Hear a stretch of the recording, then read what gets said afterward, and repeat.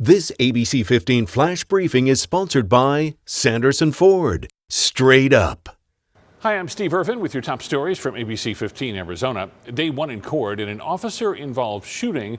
The question in the courtroom today was a Valley police officer in danger when he shot a man in the face. And while we are pausing the video before the shot is fired, this story does show moments of violence. We told you about this story in the past. In March 2019, Samuel Denk was pulled over by Peoria Police Sergeant Matthew Miller. Their interaction only 8 seconds before the sergeant shot the 24-year-old once in the face. Okay, let's go. All right. Sergeant Miller of the Peoria Police Department, do not reach for that firearm. Put your hands on the steering wheel right now. Yeah. Put your hands on the steering wheel! God. Denk survived. The bullet went through his cheek, but after getting out of the hospital, he was charged with aggravated assault. No video evidence shows he ever touched the gun that was in his lap. During the first day of trial, Sergeant Miller taking the stand, and much of the focus was on those 8 seconds before he fired. Mr. Denk looks down, looks up, looks down, and his hand moves towards the gun. Evidence and testimony is going to show that the officer made a mistake. I was in fear for my life. I thought that if I let him get control of that firearm, he would use it against me. The trial continues the rest of this week, and the jury will decide if the 26-year-old will spend the next decade in prison.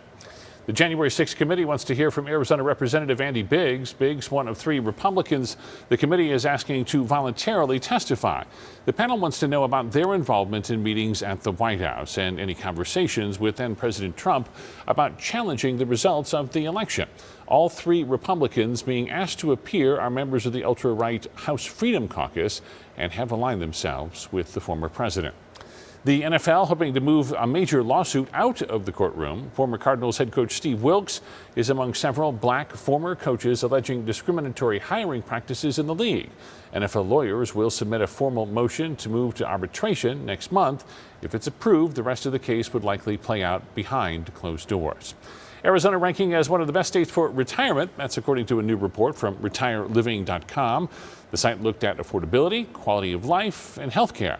Recent data is showing more people 65 and older have become home buyers in our state during the pandemic, including Phyllis May, who decided Tucson was the next move after living in 7 other states.